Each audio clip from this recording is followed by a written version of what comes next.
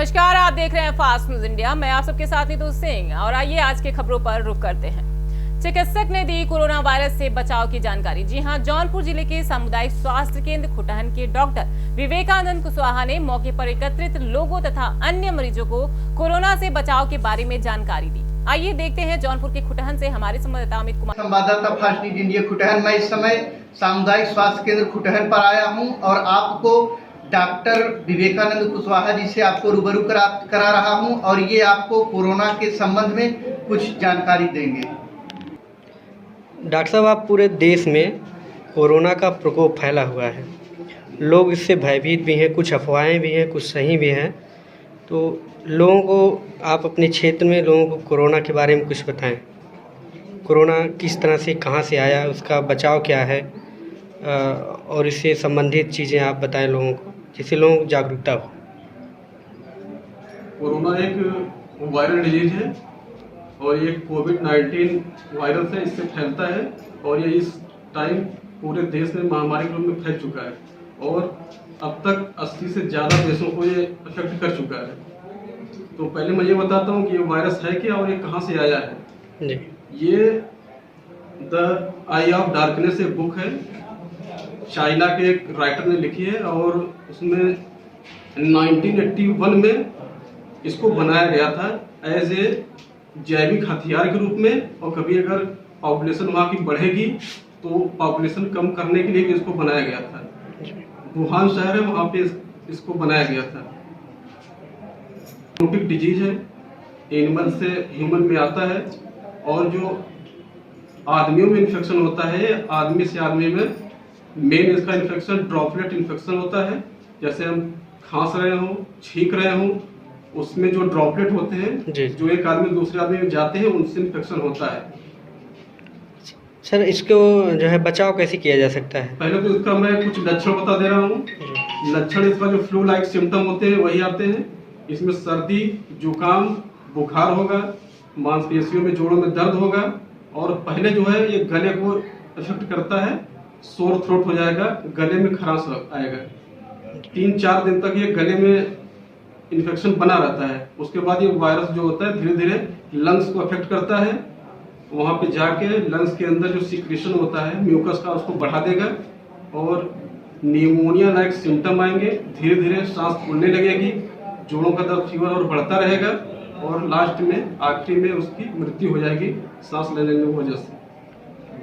Sir, ज़्यादातर ये कितने उम्र के लोगों को ज़्यादातर होता है? ये हर उम्र के लोगों को अफेक्ट कर रहा है, बस इससे हमको बचने की ज़रूरत है। न इसकी कोई दवा बन चुकी है न कोई दवा है।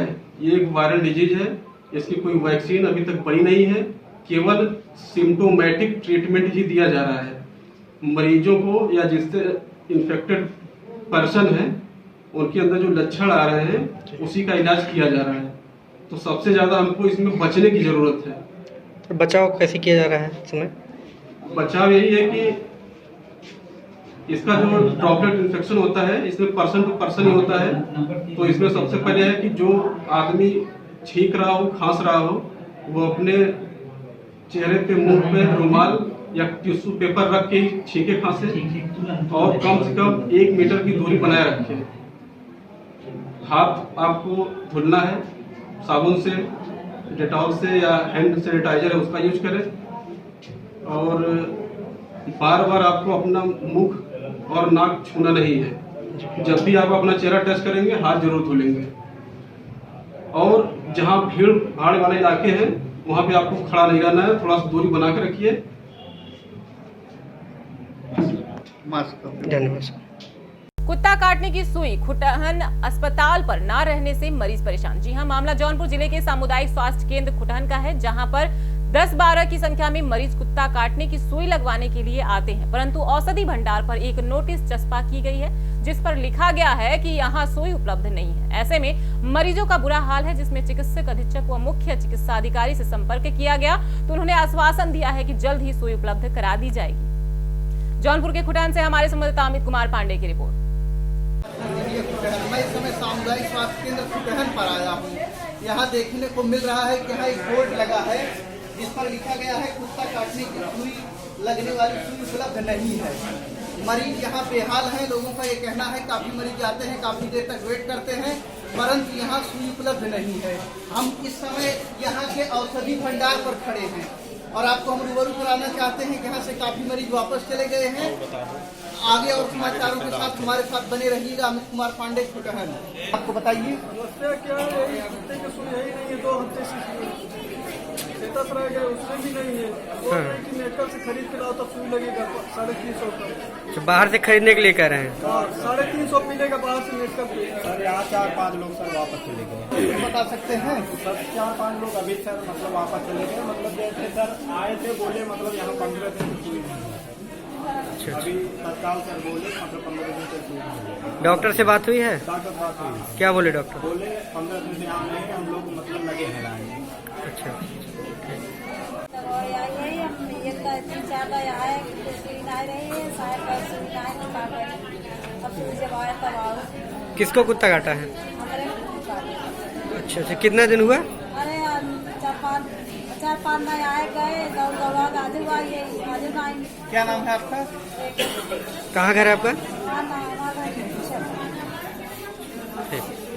चिकित्सकों ने कोरोना वायरस को लेकर लोगों को किया जागरूक। जी हां, बलिया में पकड़ी पार्वती देवी इंटर कॉलेज रस्का। बलिया के प्रधानाचार्य दिलीप कुमार सिंह और विद्यालय के शिक्षकों ने कोरोना वायरस को लेकर लोगों को जागरूक किया है और इसके बारे में बताया है कि कोरोना वायरस से बचने के लिए आप सबको सावधानी रखनी होगी। लोगों को सुझाव भी दिया, जैसे कि कोरोना एक बैक्टीरिया है, जैसे वायरस है जो कि गंदगी होने से ज्यादा फैलता है। और उन्होंने यह भी बताया कि इससे बचने के लिए साफ सफाई बहुत जरूरी है, जैसे कि खाना खाने से पहले अच्छी तरह से हाथ धोना तथा अनेक प्रकार की गंदगी से बचें। और लोगों में कोरोना वायरस का भय ज्यादा भरा हुआ है तथा इससे आप डरे नहीं और अपने आप को साफ सुथरा बनाए रखें। इस दौरान रणजीत पांडे, सत्येंद्र यादव, राधेश्याम, श्वेता सिंह, प्रीति सिंह आदि लोग मौजूद हैं। बलिया के सिकंदरपुर से हमारे संवाददाता धनंजय प्रसाद से बात करते प्रधानाचार्य दिलीप कुमार सिंह।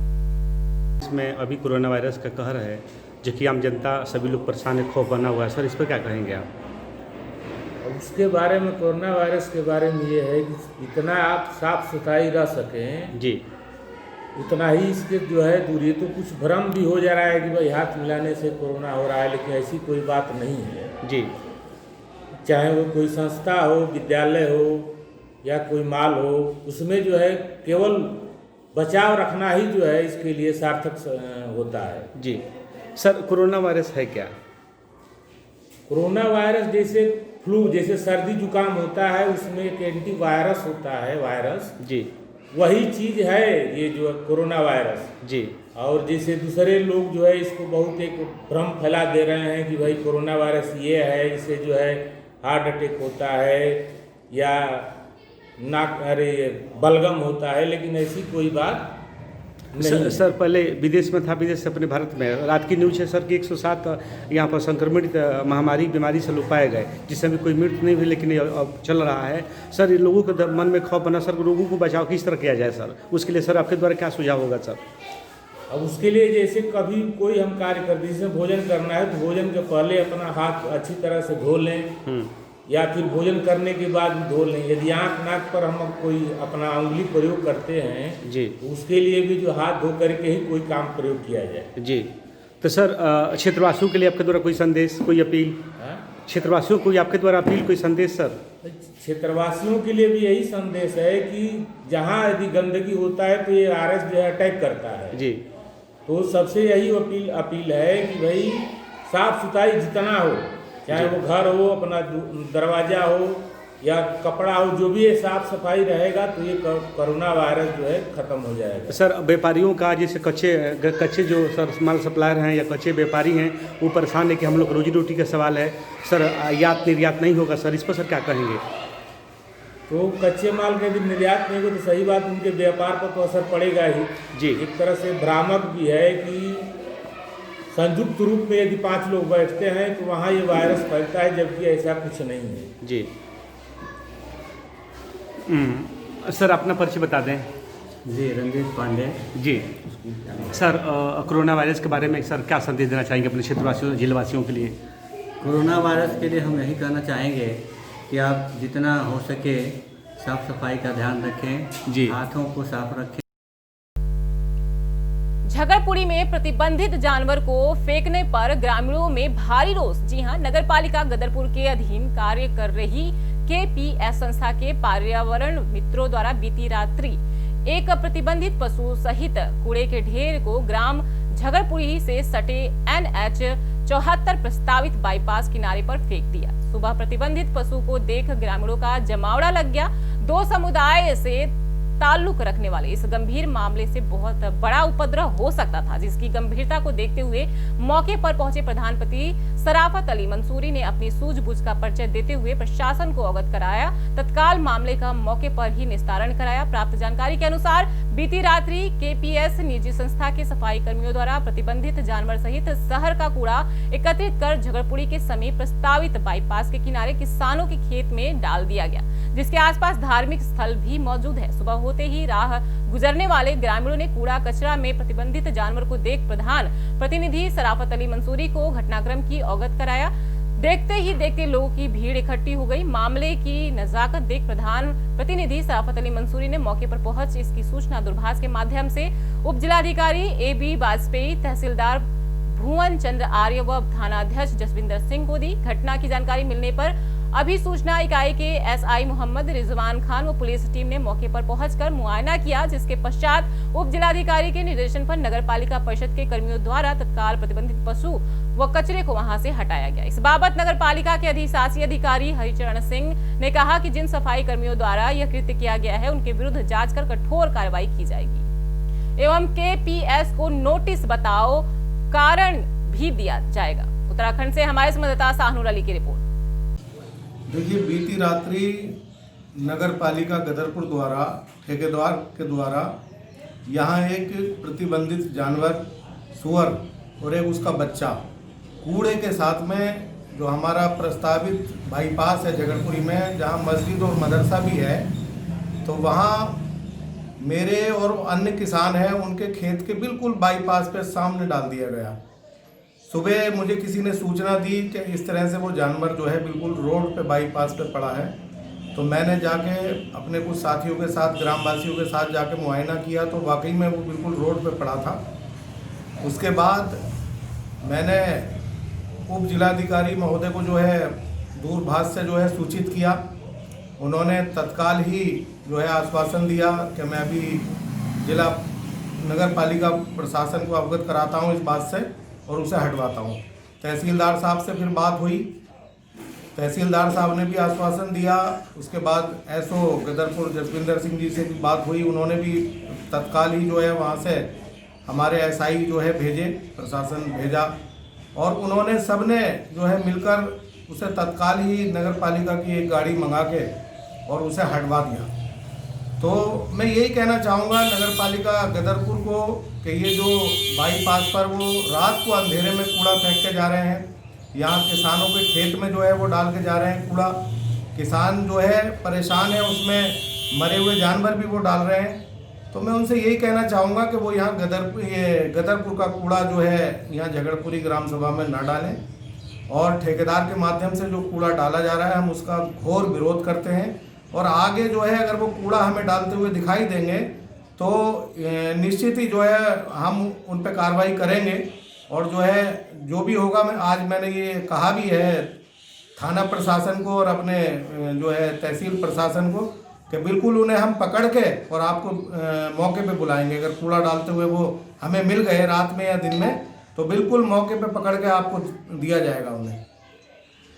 इसके अलावा जो है ये मृत जानवर जो डाला गया है, इसके लिए जो तत्काल ही हमारी मदद की उप जिलाधिकारी तहसीलदार जी ने, उनका मैं धन्यवाद जो है, और थानेदार का अपने जो है धन्यवाद करना चाहूँगा कि एकदम मौके पे निस्तारण हुआ हमारी समस्या का। मकसद नहीं था, वो शायद किसी का एक जानवर मेरी जानकारी में आया था कि मर गया है करके ना, तो बिना किसी जानकारी के उन्होंने गलत तरीके से उसको निस्तारण की दृष्टि से ही फेंका है, लेकिन ऐसी जगह पे फेंकना नहीं चाहिए था। इसके क्रम में भी हमने KPS को नोटिस जारी किया है और भविष्य में ऐसी पुनरावृत्ति नहीं होने देंगे। काल उसे हटाने के और निस्तारित करने के निर्देश किए गए थे कि ऐसे खुले में किसी भी मृत जानवर को नहीं फेंका जाएगा। जो नियम तो उसका निस्तारण है, गड्ढा खोद के दबाने का, उसे तुरंत उठवा के दबाया गया है।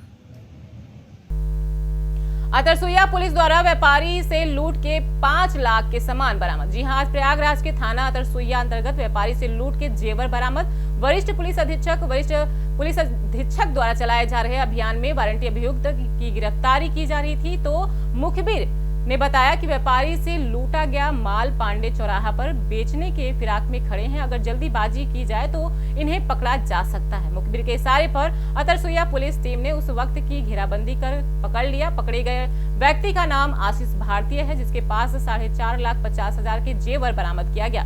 प्रयागराज से हमारे संवाददाता कुमारी मनोज सिंह से बात करते ब्रिजेश श्रीवास्तव, एसपी सिटी प्रयागराज। के साथ लूट हुई थी, बड़ी लूट थी, जिसमें उनको उनके ऊपर प्रहार भी किया गया था और कैश और सोना चांदी लूट लिया गया था। इस मामले में अब तक 5 अभियुक्त प्रकाश में आए थे, 4 पहले जेल चले गए थे और ये जो लूटा हुआ माल था ये इसका 5वां साथी लेकर के लगातार फरार चल रहा था, जिसको SHO अतरसुइया और क्राइम ब्रांच की ये सब लगातार इसको फॉलो कर रहे थे। कल वो शख्स भी मिल गया और पूरी जितनी भी ज्वेलरी लूटी गई थी वो पूरी की पूरी सोने और चांदी की बरामद हो गई है। इस मामले में पुलिस से भी अभियुक्त पंजीकृत था, इसे जेल भेजा जा रहा है। अब फिलहाल इस मामले में कोई अभियुक्त शेष नहीं है और निश्चित रूप से इनके जेल जाने से जो घटनाएं हैं वो रुकेंगी और इनमें कई का पूर्व में आपराधिक इतिहास है, उस आधार पर हम गैंगस्टर कार्रवाई करेंगे। क्या क्या बरामदगी हुई है सर इसमें? इसमें लगभग 56 ग्राम सोना है और लगभग 900 ग्राम से ज़्यादा चांदी है। 900 ग्राम नहीं और ज़्यादा है, लगभग 4-4.5 लाख रुपए की मूल्य की जेवर। जितना भी गया था कोई भी ज्वेलरी डिस्पोजल नहीं कर पाए थे, सारा का सारा सोना चांदी का जेवर। ये थे अभी की कुछ खास खबरों के लिए लगातार बने रहिए हमारे फास्ट न्यूज इंडिया के साथ। तब तक के लिए मुझे दीजिए इजाजत। धन्यवाद।